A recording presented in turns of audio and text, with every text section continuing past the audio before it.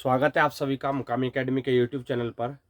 आज हम आपके लिए किसी सब्जेक्ट का कोई टॉपिक लेकर नहीं आए हैं। आज आपके लिए लाए हैं मैट्रिक का बोर्ड एग्ज़ाम होने जा रही है और इसके लिए मैथ का सजेशन। मैथ का सजेशन का क्वेश्चन समझिए। सॉल्यूशन तो बाकी सभी बच्चे लगभग पढ़ चुका होगा और नया कोई टॉपिक है नहीं। तो वो टॉपिक जो ख़ास है जिस पर आज चूँकि कल एग्ज़ाम है और या कह सकते हैं हम वीडियो डालते-डालते हो सकता है लेट भी हो जाए। तो एग्ज़ाम है थोड़ा कुछ ही समय बाद उसके बाद तो इस ख़ास टॉपिक को देख सकें बच्चे कम ही समय में तो बेहतर होगा। तो इसमें सबसे पहला टॉपिक होता है हम लोग शुरू करते हैं बिना किसी बात किए। सबसे पहले है कि वास्तविक संख्या और वास्तविक संख्या से एक क्वेश्चन महत्वपूर्ण है जो सबसे अधिक महत्वपूर्ण है, वो है कि निम्न में से कौन परिमेय है। क्वेश्चन क्या है कि निम्न में से कौन परिमेय है, यानी कि कह सकते हैं कि परिमेय संख्या का स्पष्टीकरण।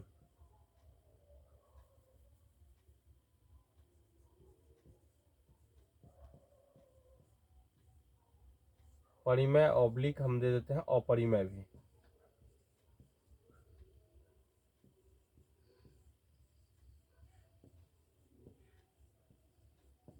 की पहचान।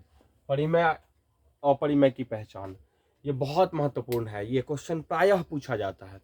दूसरा जो क्वेश्चन है इसी चैप्टर से वो होता है कि शांत और अशांत कौन सा दशमलव शांत है, शांत ऑब्लिक अशांत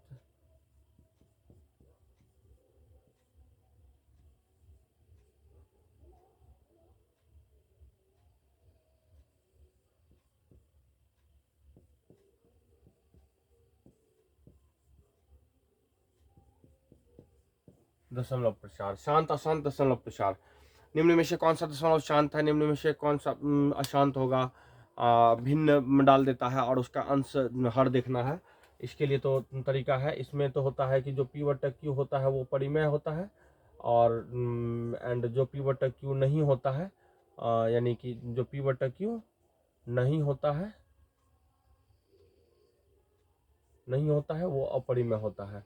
और इसमें होता है कि 2 to the power n into 5 to the power m के रूप में यदि ये होता है तो वो शांत होता है और नहीं होता है तो अशांत होता है, अन्यथा अशांत होता है। ये दो महत्वपूर्ण क्वेश्चन है ऑब्जेक्टिव के लिए और ये प्रायः पूछा जाता है, पूछा जाएगा। आप लोग इसे देख लें, हम स्पष्ट रूप से शॉर्टकट में बता भी दिए। अब तीसरा जो टॉपिक आता है इससे वो आता है कि सिद्ध करें कि √3 एक अपरिमेय संख्या है। सिद्ध करें कि √3 एक अपरिमेय संख्या है ना, एक अपरिमेय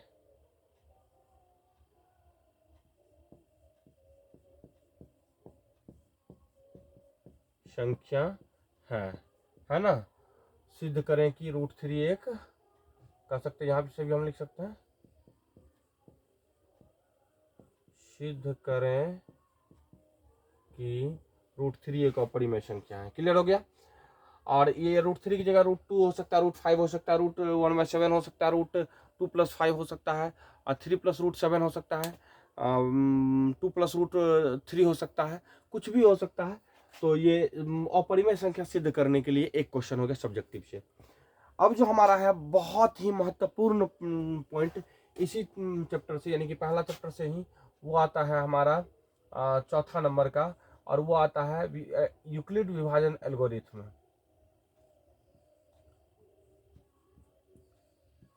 यूक्लिड विभाजन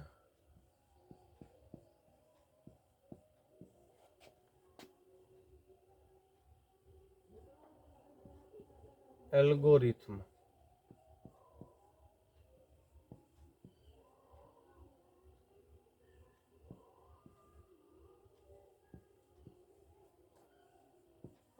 विधि से एचसीएफ ज्ञात करना बहुत ही महत्वपूर्ण है। ये भी क्वेश्चन वेरी वेरी इंपॉर्टेंट है, बहुत अधिक महत्वपूर्ण है। इसके बाद कुछ और टॉपिक आ जाता है इसमें से जैसे पहली संख्या गुना दूसरी संख्या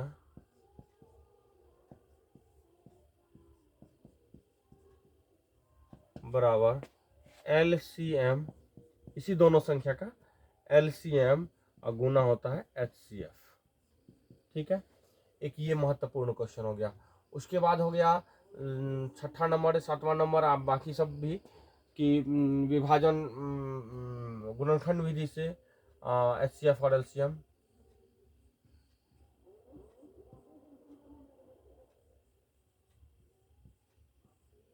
यानी अभाज्य गुणनखंड भी आता है कहीं कहीं लिखा हुआ, तो 6 नंबर हम लिख देते हैं। अभाज्य गुणनखंड विधि से LCM एंड HCF। ठीक है, ये महत्वपूर्ण पॉइंट हो गया। और उसके बाद लगभग अब आपका टॉपिक कंप्लीट हो गया, यानी पहला चैप्टर से ऑल इन ऑल कंप्लीट हो गया।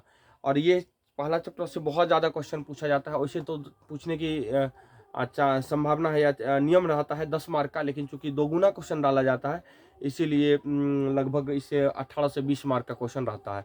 और सबसे बड़ी बात है कि मैथ में कोई बेंडिंग नहीं है कि ऑब्जेक्टिव में फलाना चैप्टर से इतना बनाए, चिलाना चैप्टर से इतना बनाए, ये नहीं है। या सब्जेक्ट वाइज इसमें जैसे साइंस में होती है कि फिजिक्स से इतना है इसमें इतना बनाए, सोशल साइंस में होती है कि ज्योग्राफी से इतना क्वेश्चन है इतना बनाए, यानी कि सब में 50-50% होता है बनाने के लिए। इसमें ये चीज़ें नहीं है, चैप्टर वाइज नहीं बांटा गया है ना। और सब्जेक्ट भी अकेला ऑल इन ऑल मैथ ही है, तो इसलिए सबसे बड़ी चीज़ है कि जो चैप्टर पर जिस चैप्टर पर ज़्यादा पकड़ है उस चैप्टर को ही ज़्यादा पढ़ें और ज़्यादा बनाएं और ज़्यादा देखें। और पहला चैप्टर है ये, तो इस पर सबका पकड़ होता है, इसीलिए हम इसको थोड़ा सा ज़्यादा डिटेल्स में डाल दिए। बाकी हम अब मुंह से बोल देते हैं, सबको लिखेंगे तो फिर टाइम लगेगी, मुंह से ही बोलते जाते हैं, जल्दी होता जाएगा। इसके बाद हम लोग चलते हैं दूसरा चैप्टर में, और दूसरा चैप्टर का सबसे पहला क्वेश्चन होता है कि शून्य ज्ञात करें, यानी बहुपद है। बहुपद का सबसे पहला ऑब्जेक्टिव क्वेश्चन होता है कि निम्न में से बहुपद कौन सा है, निम्न में से बहुपद कौन नहीं है। तो ये बहुपद होना और बहुपद नहीं होना ये बहुत महत्वपूर्ण है, इसको पहचानना सीख लें। इसलिए इसके लिए एक ट्रिक हम दिए हैं, इससे पहले बहुपद वाला चैप्टर में का वीडियो डाला हुआ है, इस पर शायद देख लीजिएगा, नहीं होगा तो हम अभी बता देते हैं उसे। रूट बट्टा माइनस नहीं, रूट बट्टा माइनस नहीं, है ना, बहुपद है आपका सही। यानी कि चर रूट में नहीं होना चाहिए, चर बट्टा में नहीं होना चाहिए, और चर का घात माइनस में नहीं होना चाहिए। यदि ये सब कंप्लीट हो गया तो बहुपद आपका 100% सत्य है। यदि चर रूट में हो, यानी कि एक्स वाई जेड जो चर होती है वो रूट में हो, और रूट वो चर बट्टा में हो यानी नीचे में हो, और चर का घात माइनस में हो, तो वो बहुपद नहीं होगा।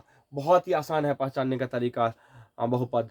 और इससे पूछा जाता है कितना मार्क, तो 1 मार्क का ऑब्जेक्टिव तो निश्चित रूप से रहता है बहुपद पहचानने और नहीं पहचानने पर।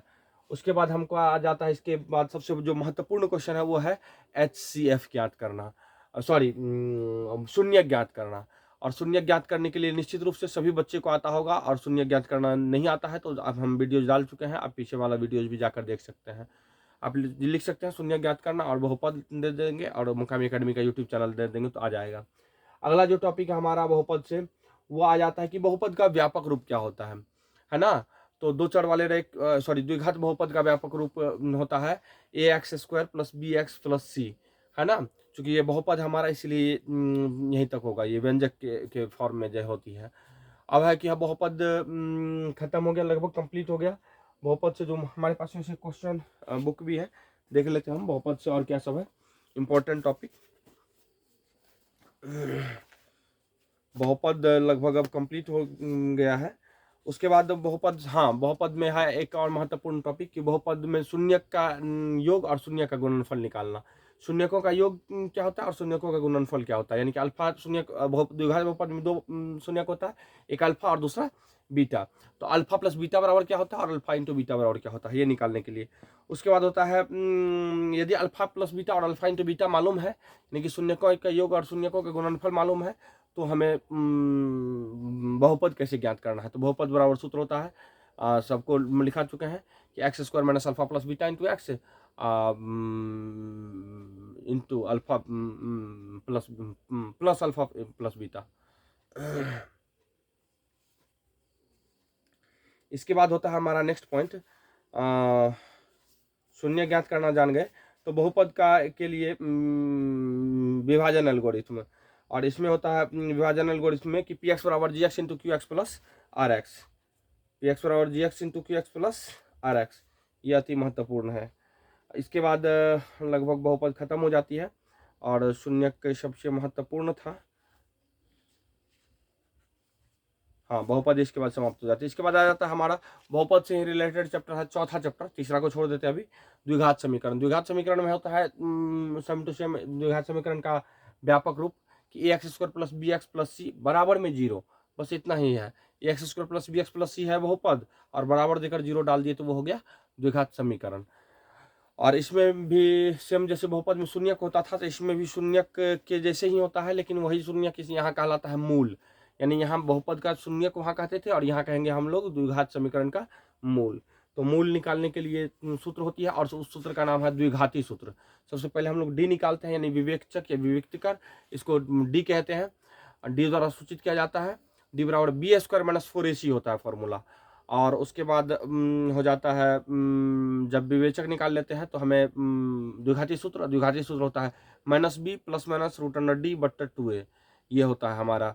और इसी द्विघाती सूत्र से आ जाता है अल्फा भी बीटा भी। एक बार माइनस लेकर चलते हैं तो अल्फा और प्लस लेकर चलते हैं तो बीटा, या प्लस लेकर चले तो अल्फा तो माइनस लेकर बीटा, यानी दो चीज़ जो होती है, यानी कि तो एक बार अल्फा निकलता है एक बार बीटा होता है। तो ये कंप्लीट हो गया हमारा दो चर वाला रैखिक समीकरण और सॉरी द्विघात समीकरण। और द्विघात समीकरण में कुछ लैंग्वेज वाला सवाल है, वो भी निश्चित रूप से बना लें नहीं माना, उसको रिवाइज एक बार कर ले, देख ले। उसके बाद आ जाता है हमारा दो चर वाला रैखिक समीकरण।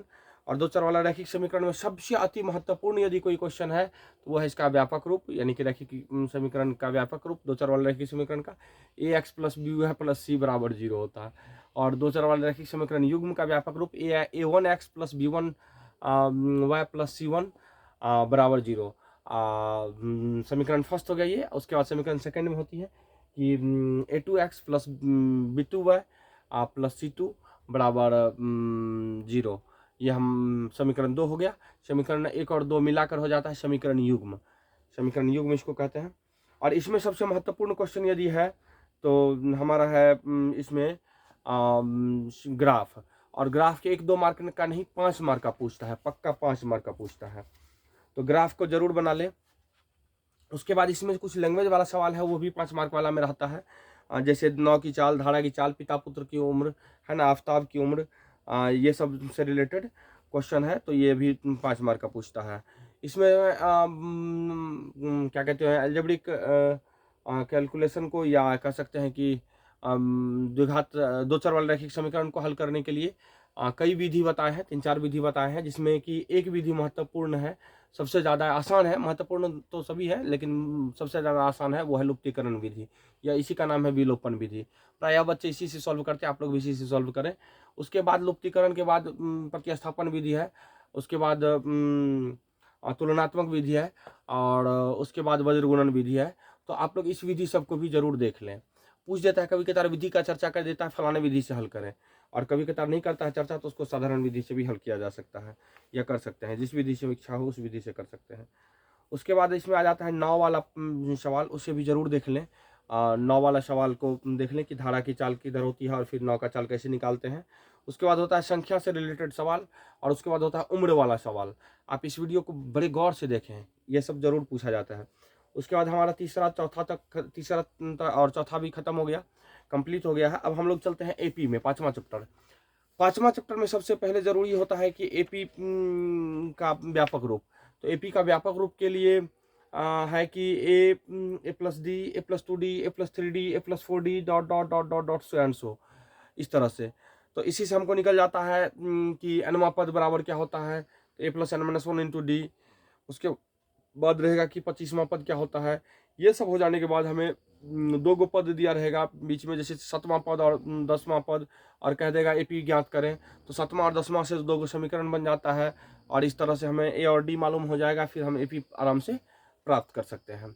उसी तरह से अब आगे चलते हैं कि एन पदों का योग है इसी एपी में, तो ये बहुत ज़रूरी है, इसे भी जरूर देख लें। 5वां चैप्टर भी लगभग कंप्लीट हो चुकी है, और एन पदों का योग हो गया यानी एस एन बराबर, और उसके बाद एनवा पद निकालने के लिए हो गया एन फार्मूला। कभी कतार अंतिम से पूछा जाता है तो अंतिम से एनवा पद बराबर होता है L-N-1 इंटू डी। तो ये सभी फार्मूला अति महत्वपूर्ण है, आप लोग इसे जरूर देख लें। और इसे आगे चलते हैं हम लोग। आगे जो है हमारा छठा चैप्टर है। छठा चैप्टर के लिए जो सबसे महत्वपूर्ण टॉपिक है वो है प्रमेय। और प्रमेय में 3 गो प्रमेय है जो अति महत्वपूर्ण है। एक थेल्स प्रमेय, एक पाइथागोरस प्रमेय, और थेल्स पाइथागोरस का विलोम भी उसे देख सकते हैं। थेल्स प्रमेय, पाइथागोरस प्रमेय और थेल्स प्रमेय का विलोम, पाइथागोरस प्रमेय का विलोम। और उसके बाद जो सबसे अधिक महत्वपूर्ण क्वेश्चन है वो है प्रमेय में एक प्रमेय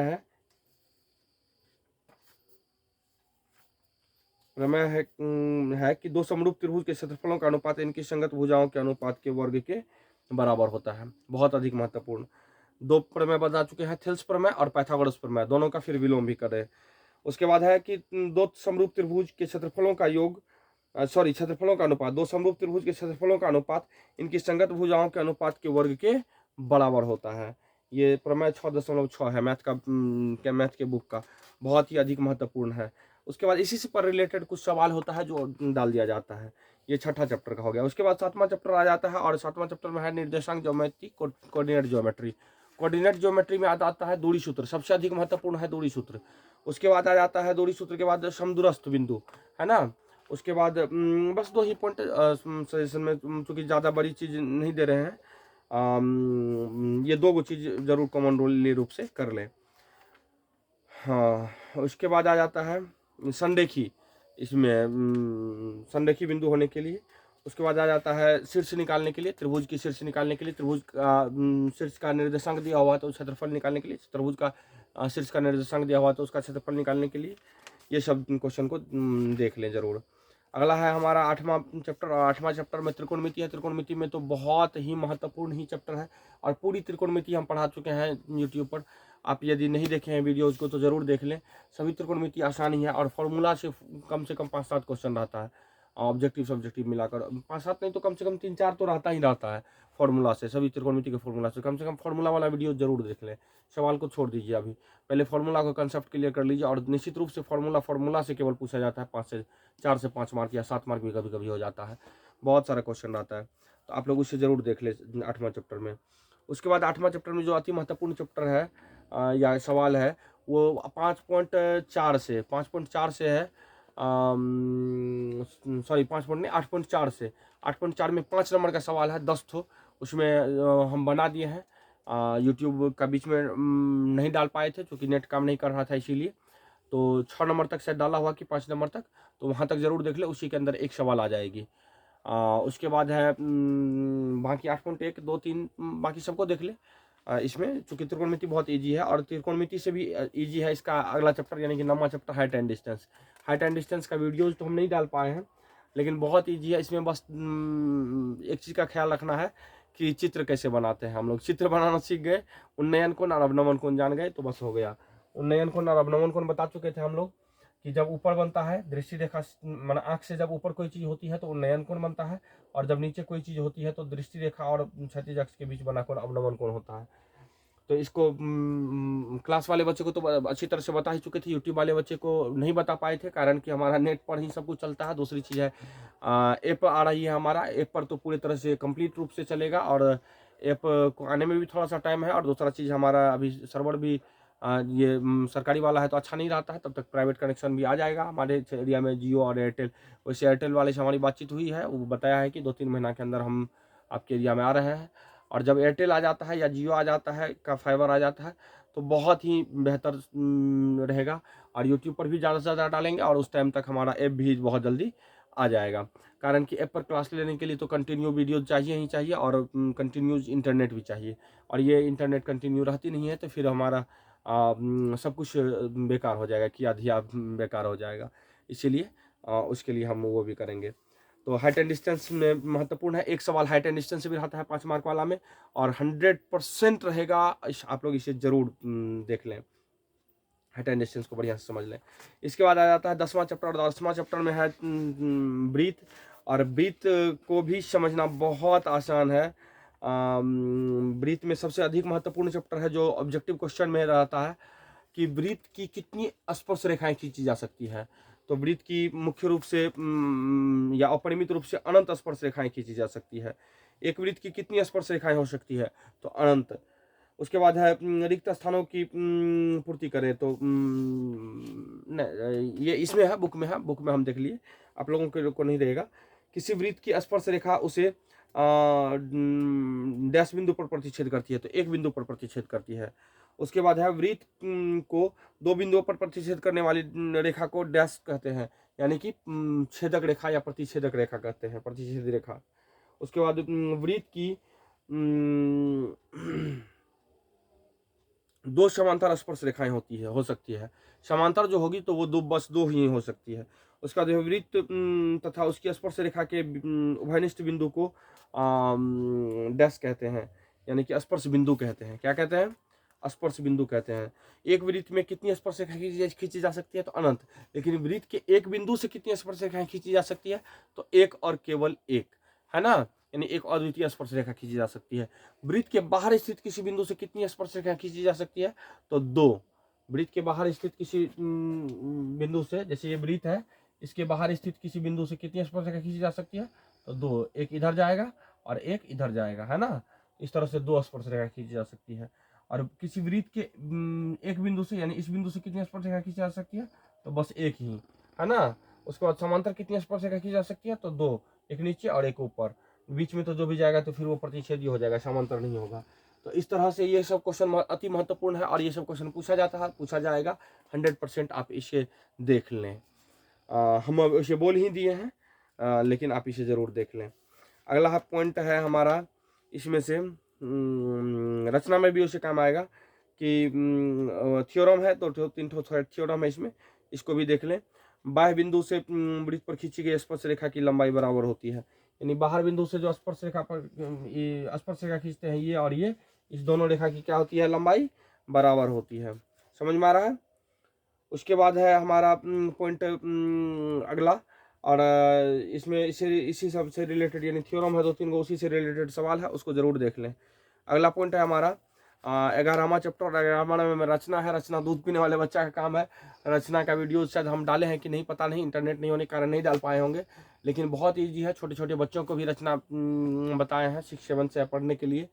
बहुत अच्छी चैप्टर है, और रचनात्मक ब्रेन भी होनी चाहिए। रचना पढ़ने से रचनात्मक दिमाग भी हो जाता है। बहुत अच्छा चैप्टर है, मज़ा आता है बच्चों को। हम बहुत जल्दी इंटरनेट अब आ चुकी है, तो फिर से रचना का वीडियो लेकर आएंगे, और सबको हम बताएंगे, डालेंगे यूट्यूब पर भी, और अच्छी तरह से समझाएंगे। तो जो बच्चे पढ़ चुके हैं इसे ज़रूर देख ले। रचना में बस दो ही एक्सरसाइज है, एक है त्रिभुज की रचना, और दूसरा है वृत्त की रचना, और उसी से रिलेटेड बातें। तो इसीलिए एक त्रिभुज पर आधारित है और एक इस पर आधारित है। 5 मार्क की सवाल होती है। रचना इतना आसान है कि वो छोटे से दूध पीने वाला बच्चा भी बना सकता है। और 10th का रचना भी बहुत आसान है। इसमें 5 मार्क है, तो 5 में 5 मिलता है। रचना बना दे और उसके नीचे उस रचना का चरण जरूर लिख दें। अगला पॉइंट है हमारा 12वां चैप्टर से जो अति महत्वपूर्ण टॉपिक होता है, वो है कि वृत्तों से संबंधित क्षेत्रफल, यानी फॉर्मूला को।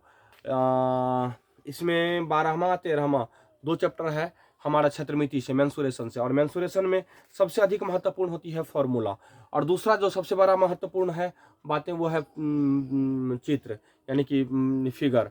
जब तक हम चित्र को नहीं बनाते हैं तब तक हमारा क्लियर नहीं हो पाएगा।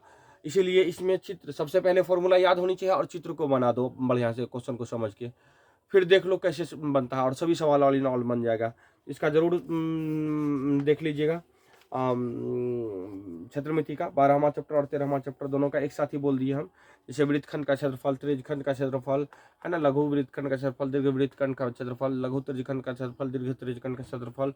उसके बाद है शंकु का क्षेत्रफल, सॉरी, ये सभी क्षेत्रफल हो गए। पृष्ठीय क्षेत्रफल और आयतन, वृत्तों से संबंधित क्षेत्रफल है ये 12वां चैप्टर में। अब हम लोग चलेंगे इसके बाद मैदान का क्षेत्रफल, उसके बाद अलग अलग डिजाइन का क्षेत्रफल, है ना। तो ये सभी इसी से आधारित है। वृत्त और त्रिभुज, चतुर्भुज, शंकु, सॉरी, इसी सब से के क्षेत्रफल से आधारित है। इसके बाद हम लोग अगले चैप्टर में चलेंगे, वो है हमारा 13वां चैप्टर, और 13वां चैप्टर का नाम है पृष्ठीय क्षेत्रफल और आयतन। तो पृष्ठीय क्षेत्रफल और आयतन का मतलब कि पृष्ठीय क्षेत्रफल, पृष्ठ वाला क्षेत्रफल, और आयतन माना वॉल्यूम हो गया। तो ये दोनों चीज़ पढ़ने के लिए है इस चैप्टर में हमारा।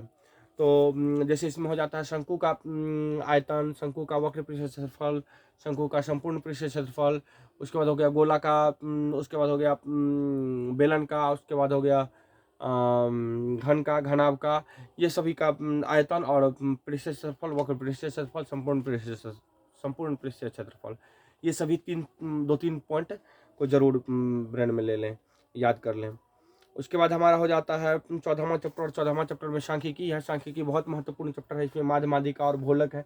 इस तीनों को बनाना सीख ले, साधारण भी, और उसके बाद हो गया वर्ग अंतराल वाला भी, है ना। तो दोनों तरह से माध्य, माध्यिका और भूलक बनाना सीख ले। तीनों में फिर संबंध होती है, वो संबंध भी देख ले। जरूर इसमें से टोटल ऑल इन ऑल आ जाएगा। और लास्ट वाला चैप्टर होता है 15वां चैप्टर, वो है प्रायिकता। प्रायिकता चैप्टर से तो वैसे 4 से 5 क्वेश्चन रहता है, लेकिन अब चूंकि क्वेश्चन दोगुनी कर दी गई है, इसीलिए प्रायिकता से भी लगभग हमको लग रहा है 7-8 क्वेश्चन रहता है। 7-8 मार्क का क्वेश्चन हो गया ऑब्जेक्टिव में, और वैसे सब्जेक्टिव में 2 मार्क का हो गया। तो लगभग 8 से 10 मार्क रहता है। 5-6 मार्क इधर हो गया तो 2 गो इधर रह जाएगा क्वेश्चन, नहीं तो एक रहेगा उधर सब्जेक्टिव में 2 मार्क वाला।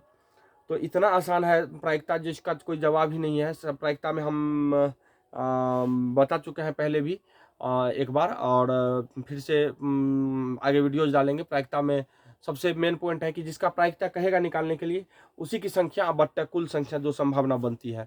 जैसे हमारा पेन है, ये हमारे पास 2-3 पेन है, ये 2 गो पेन है, दोनों रेड पेन ही है, और कहेगा इस दोनों पेन को मिला देते हैं अच्छी तरह से, और किसी झोला में रख दिया या किसी जगह रख दिया, कहेंगे एक पेन निकाल रहे हैं, और लाल पेन आने की प्रायिकता क्या है, दोनों लाल ही था, लाल आने की प्रायिकता, तो लाल पेनों की संख्या 2 बट्टा कुल पेनों की संख्या 2, तो 2/2 कटकर 1 हो गया। तो ये निश्चित घटना हो गया। इससे जो ऑब्जेक्टिव क्वेश्चन रहता है, वो सबसे पहले निश्चित घटना की प्रायिकता क्या होती है, तो 1 होता है, और निश्चित घटना की प्रायिकता क्या होती है, तो अनंत होती है, या असंभव घटना की प्रायिकता कह सकते हैं। सॉरी, अनंत नहीं, शून्य होता है। अनिश्चित घटना या असंभव घटना की प्रायिकता क्या होती है, शून्य होता है, और निश्चित घटना की प्रायिकता क्या होती है, 1 होता है। वैसे सभी प्रायिकता का मान 0 से लेकर और 1 तक होती है, यानी कि 0 से 1 तक होती है। हम 0 और 1 के बीच में नहीं कहते हैं, लेकिन 0 और से लेकर 1 तक होती है, क्योंकि 0 भी होती है और उधर 1 भी होता है, इसीलिए 0 से 1 तक होती है प्रायिकता का मान। ना इससे बड़ा होता है, ना इससे छोटा होता है। दूसरा, प्रायिकता का मान कभी भी माइनस में नहीं हो सकता है, ऋणात्मक नहीं हो सकता है। अगला पॉइंट है हमारा कि प्रायिकता में क्या कहते हैं, पासा, यानी कि छग्गा, लूडो का जो होता है, उसके बाद सिक्का, उसके बाद ताश, है ना। ताश को प्लेइंग कार्ड कहा जाता है इंग्लिश में। उसमें टोटल 52 पत्ता होता है। वो सब टोटल डिटेल्स में अगले वीडियोज में हम डालेंगे और बताएंगे। तो ये हो गया हमारा पूरा मैथ का थ्योरी आज का कंप्लीट, द एंड। आज यहीं तक। 10th वाले वीडियोज के लिए, 10th वाले बच्चे सेंटअप के लिए खास है। यदि आप लोग देखें इस वीडियोज को, तो 15वें चैप्टर का जो ज़रूरत की बातें थी, हम एक ही दम में बहुत कम समय में लगभग ज़रूरत की बातें बोल दिए हैं। उम्मीद है आप लोग सभी टोटल चैप्टर को पढ़े होइएगा, और जिस चैप्टर को नहीं पढ़े हैं उस चैप्टर को मत देखिए, उस चैप्टर में नए सवाल में दिमाग मत लगाइए। जिस चैप्टर को पढ़े हैं बस उतने से ही कंप्लीट कीजिए, बस उतने को ही कवर कीजिए, उसी से आपका एग्ज़ाम अच्छा जाएगा। ये खास ख्याल रखिए, आप लोगों को फिर से एग्ज़ाम अच्छा जाए, ये अच्छी शुभकामनाएं एग्ज़ाम की। Best of luck. धन्यवाद। जय हिंद, जय भारत।